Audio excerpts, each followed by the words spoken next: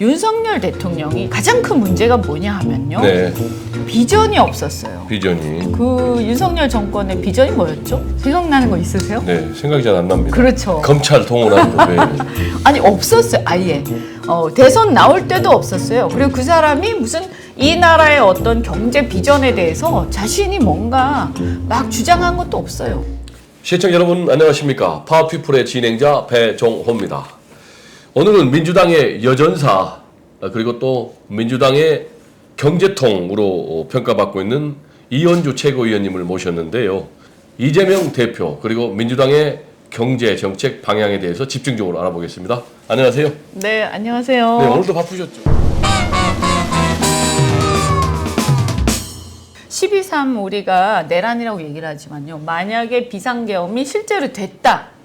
그러면 그 다음날 어떤 일이 일어났을까? 물론 군인들이 총 들고 있고 동사무소에는 군인이 동장 자리에 앉아 있고 그랬겠죠. 그리고 우린 그 지배를 받고 그것도 있지만 또 중요한 것 중에 하나가 은행 계좌라든가 이런 은행 거래 또는 금융 거래들이 굉장히 많이 동결되거나 제약이 됐을 거예요. 그래서 네. 많은 투자자들이 한국을 떠났을 겁니다. 네. 혼비백산해서. 근데 그런 상황이 완전히 벌어지지는 않았지만 사실 그 사태로 인해서 그런 상황에 대한 어떤 위기를 다 느낀 거 아니에요. 그래서 네. 한국 경제가 아주 심각하게 흔들렸고 네. 환율이라든가 실제적으로 보면 굉장히 위험한 상황들이 몇 번 있었죠. 네, 12.3 비상계엄으로 우리 경제가 직격탄 맞았다 네. 말씀하셨는데 구체적으로 이걸 뭐 금액으로 환산할 수 있나요? 그 평가 기관이었던 것 같아요. 네. 신용 평가 기관 중에 어디였던 것 같은데 몇 조, 뭐 6조인가 네. 그게 증발했다. 네. 그런 얘기도 하고요. 그건 아마 이제 자본시장이나 이런 데서 날아간 돈들을 그렇죠. 얘기하는 네. 게 아닐까 싶고요. 그다음에 이 환율이 사실 오늘도 보니까 1,450원대를 넘어갔던데 네. 사실 그 이후에 약간의 등락이 있고 올라갔다 내려왔다 하지만 1,400원을 계속 넘어요. 네. 1,500원 근처까지 계속 가는 거예요. 근데 그 전에 아마 기억해 보시면 1,400원 잘 안 됐어요. 근데 이렇게 환율이 오르면 심각한 게 뭐냐? 물가도 문제가 되고요. 우리 중소기업들이 굉장히 어렵습니다. 네. 네, 원자재가 비싸지니까. 네, 수출이 어렵겠죠. 네, 네. 그렇군요. 이제 이현주 최고위원님 하면은 평소에 경제는 색깔이 없다라는 메시지를 계속 강조를 하고 있잖아요. 네. 이 메시지의 의미는 어떤 겁니까?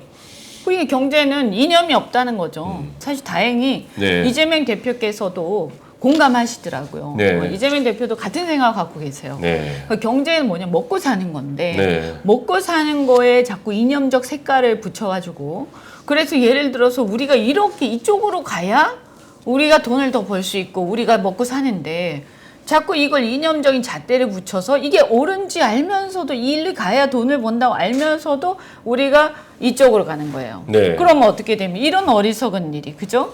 가장 이제 중요한 걸 뭘로 보냐면 네. 대한민국의 생존이라고 봅니다. 네, 생존. 대한민국의 생존. 이 경제는 색깔이 없다도 그 속에서 나온 거예요. 네. 우리가 예를 들어서 풍족하고 아무 문제가 없으면 여러 가지 고민을 할 수가 있겠지만 지금은 배가 고프다. 네. 그리고 이 생존이 목전에 닥쳤는데 지금 대한민국의 생존이라는 게 쉽게 말해서 산업의 생존이기도 하지만 네. 그 산업이 무너지면 같이 다 무너지는 거죠. 그렇죠. 저는 이제는 좌우 이데올로기 시대가 가고 네. 생존 이데올로기가 왔다. 그게 가장 대표적인 사람이 누구냐? 트럼프입니다. 네. 트럼프가 좌파냐 우파냐 네. 헷갈리죠. 네. 왜냐하면 노동자 편을 막 들어요. 그죠? 네. 그런데 또 어떨 때 보면 엄청 보수적인 얘기를 해요. 근데 이 사람의 초점은 딱 하나예요. 미국 경제예요. 네. 미국 경제, 미국 국민들을 먹여 살리는 것. 네. 여기에 초점이 가 있으니까 당선이 된 거죠. 네. 우리도 마찬가지예요. 우리의 초점은 딱 하나여야 된다. 네. 우리 국민들의 생존, 대한민국 산업의 생존, 국가의 생존, 더 나아가서 뭐냐? 그것을 한 뭉뚱거려서 얘기하면 국익입니다. 국익. 네. 그래서 제가 누가 저보고 너 좌파냐 우파냐 물어보면 나는 애국주의자다. 네. 이렇게 얘기합니다. 네. 이제 이재명 대표는 먹사니 짐을 또 내세웠지 않습니까? 네. 근데 이걸 이제 대한민국 대부분의 언론들은 우클릭 행보로 해석을 하고 있거든요. 네. 이 부분에 대해서 동의하십니까? 아니 그것도 그러니까 되게 어리석은 얘기라는 거죠. 그걸 뭐 우클릭 이런 식으로 평가할 필요가 없는 거예요. 그러면 그 전에 대표께서 주장하셨던 것 중에서 진보 정책이 있었겠죠. 네. 그러나 예를 들어서 경제라는 것은요. 우클릭, 좌클릭 이렇게 평가할 수는 있는데 그걸 네. 너무 신경 쓸 필요가 없다. 왜냐? 네. 우리는 살아남아야 되잖아요. 그러면 이런 상황에서는 우리가 이 생존을 하기 위해서는 우리가 어쨌든 여기에서 무슨 우클릭, 좌클릭 이런 걸 따질 게 아니라 네. 어떻게 하는 게 지금 이 시대에 유리한가. 그래서 시대의 변화를 읽어야 되는 거죠. 어쨌든 최근의 행보를 보면 금투세 폐지했고 또 우리 가상자산 과세 유예했고 또 뭐 민생 지원금도 포기 시사를 했단 말이에요. 그리고 또 반도체 특별법상의 뭐 주 52시간제 그런 부분도 좀 유연하게 그죠. 실용주의 행보. 네 이런 부분에 대해서 어떻게 평가하세요?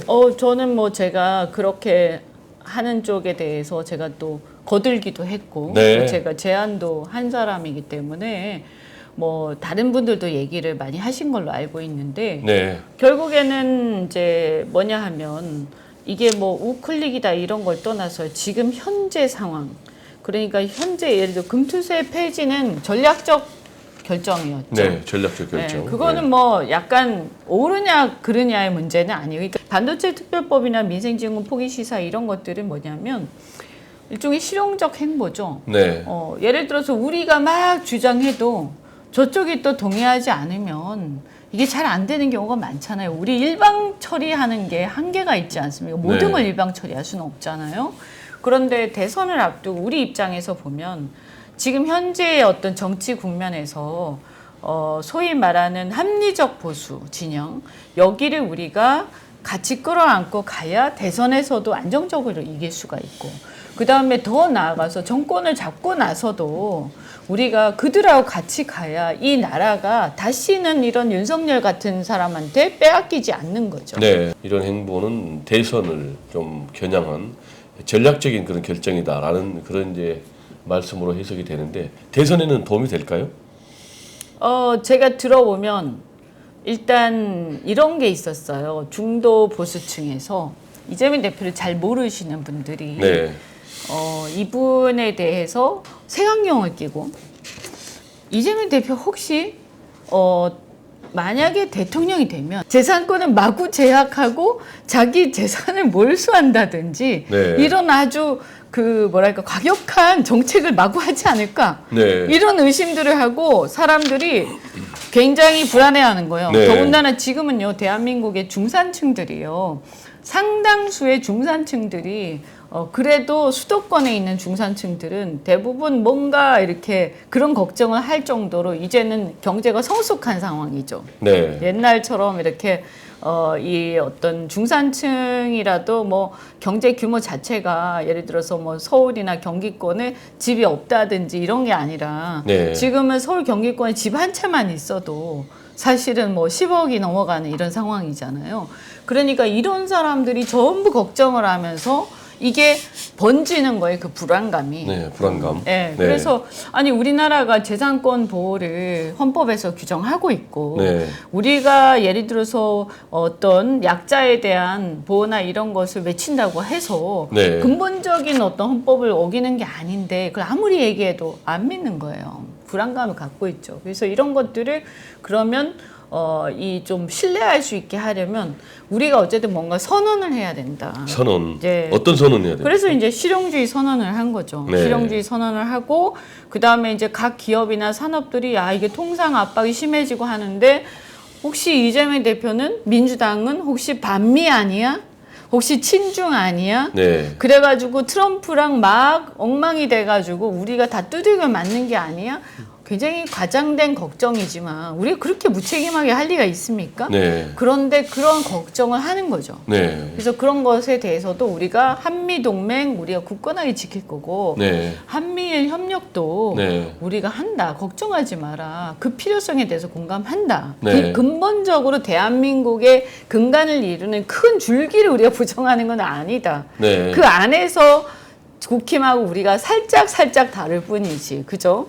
그래서 이런 것들에 대해서 지금 신뢰를 얻기 위한 네. 어떤 꾸준한 어떤 정책을 펴고 있고 그것을 정무적으로 우리가 선언도 하고 액션도 하고 또 어떤 행동으로도 보여주고 또 때로는 양보하는 모습을 계속 보여줌으로써 유연하구나. 그럼 이제 문재인 정권 또 그리고 윤석열 정권하고 비교해서 네. 앞으로 좀 차별화 될 것 같은 민주당의 경제 정책 방향은 좀 구체적으로 어떤 것들이 있을까요? 뭐 일단은 문재인 정권 같은 경우는 그때 이제 대표적으로 국민들한테 여론이 좀 안 좋았던 게 이제 소득주도 성장, 네. 네, 소득주도 성장하고 그다음에 그 탈원전, 그리고 이제 그 종부세 부동산. 네, 종부세, 그러니까 세금 증세하는 거요. 네. 증세를 해서 이렇게 하면 이제 부동산 값이 잡힐 것이다, 그죠? 그래서 이제 종부세, 부동산에 대한 재산세 자체는 논란이 있지만 조금 과하게 했었죠, 그 당시에. 그래서 부동산 하나 있는 사람들 또는 이제 소득이 없는 사람들이 굉장히 힘들었고요. 네. 소득주도 성장도 노동자를 위한다고 최저임금을 막 올렸는데 급격하게 올렸는데 결과적으로 그 자영업자들의 엄청난 어떤 반발을 불러왔지 않습니까? 그리고 나중에 가서 오히려 못 올렸죠. 네. 그러니까 이런 실험적인 것들을 실험적인 것들은 우리는 하지 않는다.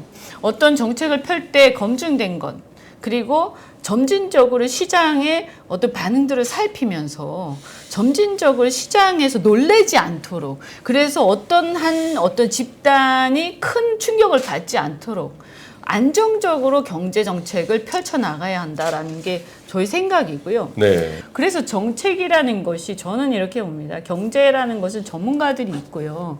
또 수없이 많은 기업들이 있고 또 자영업자들이 있고 또 노동자들이 있는데 이 이해관계자들의 이해관계를 조금씩 다 조율해 가면서 정말 살얼음판을 걷는 것처럼 해야지 이것을 가지고 자기의 어떤 소신이 있다고 해가지고 이념적 소신 마구 그냥 실험하듯이 막 해서 그러면 죽으면 어떻게 돼? 그 사람은 근데 인생이 망가지는 거예요. 그래서 책임감 있게 해야 된다라는 게 저희 생각이고 네. 예, 이건 사실 정치권의 역할이 굉장히 중요하고요. 저는 그렇다 봅니다. 그리고 가장 중요한 것은 미래를 봐야 된다. 우리나라의 미래를. 미래를. 네. 민주당은 지금 일관되게 오래전부터 추경 필요성을 강조하고 있잖아요. 지금 상황에서 왜 추경이 필요합니까? 지금 사실 조금 늦었어요. 네. 그러니까 추경이라기보다는 이제 재정 지출이죠. 재정 지출을 저는 작년 가을쯤 했었어야 된다고 네, 작년 봅니다. 가을. 이렇게 추경을 그래서 사실은 재정 지출을 작년 가을에는 했었어야 되는데 작년 가을에 못 한 거예요. 네. 윤석열이 그 건전 재정에 집착을 한 거죠. 그런데 실은 보니까 아니잖아요. 재정을 안 풀고 계속 있으니까 어떻게 되냐? 그렇다고 해가지고 국가가 뭐 경제가 좋아지는 것도 아니고 지금 내수가 완전히 얼어붙어 있는 상태인데 이럴 때는 약간의 어떤 마중물을 풀어줘야 그러면 그 돈이 돈단 말이죠. 네. 그죠? 그래서 정부가 이럴 땐 역할을 해야 된다. 항상 재정을 마구 풀라는 게 아니라 정말 어려울 땐 한 번씩 풀어줘야 된다. 이게 정부가 할 역할이에요. 네. 경제적으로. 그래서 이거에 대해서 우리가 이제 그때는 재정 지출을 주장을 했지만 이제 결국 못하고 지금까지 온 거예요. 근데 이제는 정부도 추경해야 된다고 인정하는 거죠. 그죠? 그리고 한국은행에서는 추경을 하면 경제 성장률이 0.2% 올라간다. 네. 이렇게 얘기했어요. 그러니까 어떻게 보면 한국은행에서도 이렇게 얘기하는데 왜 네. 추경 안 하냐. 오죽 답답하면 우리 주장하는 민생지원금 이런 거 다 양보할 테니까 제발 뭐라도 해라 뭐라도. 그러니까 지금 12상 비상계엄 사태 이전에 윤석열은 네. 이제 강력히 반대를 했잖아요. 네. 근데 지금 윤석열은 지금 직무정지돼서 그러니까. 구속된 상태인데도 왜 국민의힘은 추경에 소극적입니까? 그러니까 저는 이렇게 봅니다. 이 추경을 하면 네. 이게 이제 이재명표 추경이 될 수가 있다. 네. 그러니까 이 공이 이제 민주당으로 간다 이렇게 생각하는 것 같아요. 당리당략적으로만 보네요. 그렇죠. 그러니까 국민이 굶어 죽더라도 민주당 생색내는 짓은 못하겠다. 네. 이게 그 사람들의 지금 심리인 것 같아요. 저는 이제 국힘은요, 지금 이제 뭐 보수도 아니고요. 지금 하는 행태를 보면 거의 좀비 수준이 됐다. 네, 무조건, 좀비 정당. 네, 좀비 정당이 됐다. 그래서 네. 대한민국에 잘 되는 꼴을 못 보겠다. 네. 지금 뭐 헤게모니가 민주당이 가 있으니까 대한민국이 잘 되는 거는 민주당이 칭찬받는 거기 때문에 못 참겠다. 그러니까 완전히 망가뜨리자. 못 먹는 감 찔러나 보자. 네. 뭐 이런 심산이 돼 있어. 심술쟁이가 돼 있습니다, 지금. 그렇군요. 지금부터는 탄핵 얘기 좀 해보겠습니다. 네. 탄핵과 관련해서 많은 국민들이 좀 염려가 커지고 있는 것 같아요. 네. 그래서 야 이거 탄핵이 금방 될 줄 알았는데 뭐 변수가 생긴 거 아니야? 이런 우려의 목소리가 높은데 탄핵 네. 되는 데는 전혀 지장 없습니까? 제가 분명히 말씀드린 100% 되니까 걱정하지 마십시오. 100%. 왜 네. 100%입니까? 당연히 되죠. 아니 내란 우두머리로 기소됐잖아요. 네. 그러면 이 사람이 내란 우두머리로 기소가 됐는데 네. 그것도 형사 재판에서요. 그런데 그 사람이 다시 대통령으로 돌아온다? 네. 그러면 그걸 수사한 사람들, 그 기소한 사람들, 검찰, 경찰 그 사람들 어떻게 되겠어요? 네. 그 사람이 문제가 아니고 그 기관들은 어떻게 되겠습니까? 그러면 네. 그 기관들이 다 그렇게 할 때는 여기에 대한 확신이 있으니까 하는 거죠. 네. 그래서 그렇다고 검찰이나 경찰이 뭐 민주당 좋아서 이뻐서 그렇게 한 것일 리는 없지 않습니까? 그죠? 네. 지금까지 보면 오히려 우리가 핍박받아왔기 때문에. 네. 그래서 이게 여지가 없다. 그 다음에 분명한 것은 뭐냐면 정도의 차이는 있지만 막 부인하고 자꾸 변명하고 하는데요. 근데 다 봤잖아요, 군인들이 총 들고 국회 유리창 깨고 들어오는 거 국민들이 생중계하면서 다 보지 않았어요? 그것 자체가 평온을 해야 하는 소요행위, 폭동, 일종의 그 어떤 그 내란에서 얘기하는 국헌 질서 문란을 위해서 폭동한 것이거든요. 폭동한 행위. 그러면 여기서 국헌 질서 문란은 어떤 내용이냐? 국회의 기능을 방해한 거. 그거는 뭐냐면 국회가 해제 결의하는 것을 막으려고 했다. 이것은 뭐 총을 쏘고 체포를 하고 그런 거 지금 부인하지만 그게 있으면 훨씬 더 확실해지겠지만 그게 없다 하더라도 이것은 국회의 그 문을 따고 그 유리창을 깨고 들어와서 그걸 하려고 들어온 거잖아요. 국회를 방해하려고.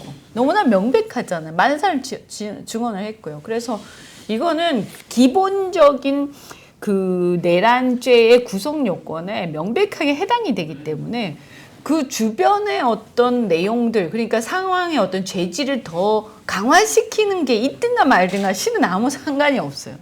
근데 이런 것들이 이제 부인하고 이러는 이유는 자신에 대한 어떤 정당성을 좀 더 이렇게 강조를 하면서 자기가 나름대로 이유가 있어서 했다, 뭐 이런 식의, 그리고 자기 그렇게 잔인하게 한 건 아니다. 그런데 잔인하게 했든 안 했든 이유가 있었든 없었든 그 내란 행위를 한 것은 분명하고 국민들이 다 봤기 때문에 성립에 아무 문제가 없다. 절대로 돌아오지 않는다. 걱정하지 마라. 네. 네. 100% 됩니다. 그리고 헌재는요.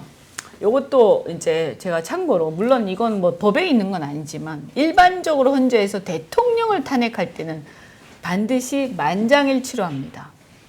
제가 이거는 또 예언할게요. 네. 제가 장담할게요. 박근혜 때도 만장일치로 100% 만장일치로 됩니다. 네, 왜 그러죠? 이건 왜 그러냐면 헌재라는 곳은 반은 사법기관이고 반은 정치기관이에요. 네. 그래서 그냥 재판소가 아니라 헌법이라는 일종의 국민적 여론 그리고 헌법의 정신 이런 게 사실 뭐냐 하면 그게 약간 정치적인 얘기들이잖아요. 이런 것들이 반영된 재판소인 거예요. 그러면 헌재 입장에서는 만약에 대통령을 탄핵을 해야 되는데 대통령 탄핵이 만약에 지금 8명이니까 만약에 6대2가 됐다 아니면 뭐 5대8이 됐다 이러면 5대3이 됐다 이러면 어떤 일이 벌어지겠습니까?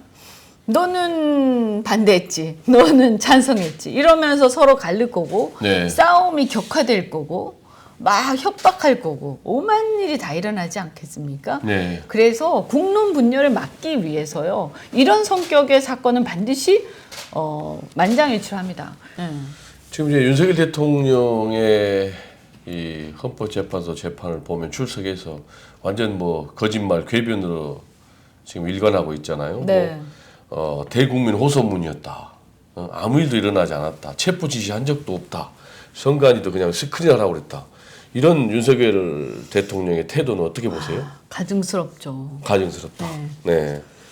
뭐 그냥 그 비루하다는 말이 딱 어울릴 거예요. 네. 비루하구나. 네. 일국의 대통령이었던 차가 네. 이런 일을 저렇게 비루한 변명으로 일관하다니. 네. 이런 참 비교하기가 뭐합니다만 전두환 대통령이 과거에 그 이제 체포당하고 뭐 할 때 그런 게 남아 있잖아요, 영상이요. 네. 심지어 그 전두환마저도 체포당하고 이렇게 재판받고 할 때는 그러지 않았어요. 네.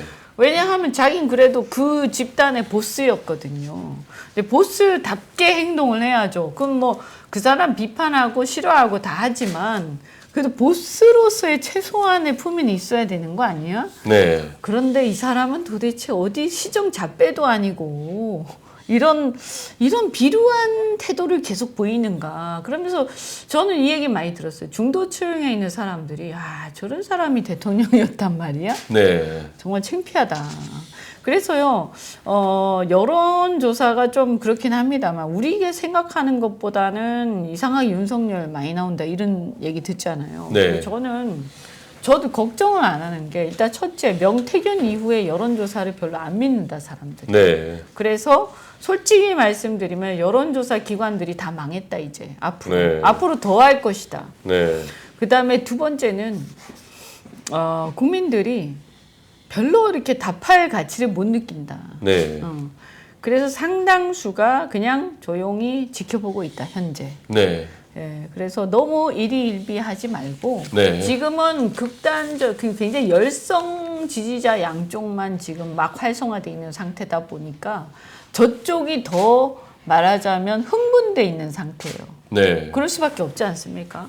그러니까 그런 상황이라는 걸 좀 감안을 하시고, 물론 우리가 방심하면 안 되지만 이 상황은 제가 볼 때 탄핵이 결정될 때까지는 상황은 그냥 우리는 차분하게 지켜보는 것이 맞다. 오히려 우리가 이 사이에 어떤 과한 행동을 했을 때 네. 이게 오히려 리스크가 있다. 네. 네, 그냥 상황을 그냥 이럴 때는 그렇지 않습니까? 뭔가가 진행이 되고 있고 굉장히 살얼음 판을 걷고 있을 때, 그리고 상황의 결론은 우리가 볼 때 낙관적이다, 비교적. 네. 근데 다행히 지금 국힘이 지금 아주 어리석은 태도를 계속 보이고 있다, 사법부에 대해서. 저는 그런 면에서도 사법부가 반드시 응징할 거라고 생각합니다.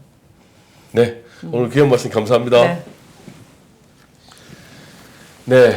배정호의 파워피플. 오늘은 민주당의 경제통이신 이현주 최고위원을 모시고 대한민국 경제가 불법적인 12.3 비상계엄 사태, 그리고 내란을 극복하고 앞으로 나아가야 할 방향 등에 대해서 자세히 알아봤습니다.